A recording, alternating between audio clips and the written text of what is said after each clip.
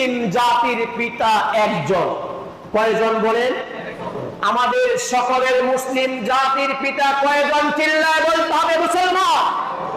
একজন। কয়জন? একজন হলেন মুসলিম জাতির পিতা, তিনি হলেন ইব্রাহিম আলাইহিস সালাতু ওয়াস সালাম। জোরে বলেন মারহাবা। আমার আল্লাহ কি বলে পবিত্র কালামে সূরা হজ শেষের দিকে 7 নম্বর পারা শেষ নম্বর পৃষ্ঠায় আল্লাহ বলেন, মিল্লাতা আবিকুম ইব্রাহিম হুয়া সাম্মাকুমুল মুসলিমিন।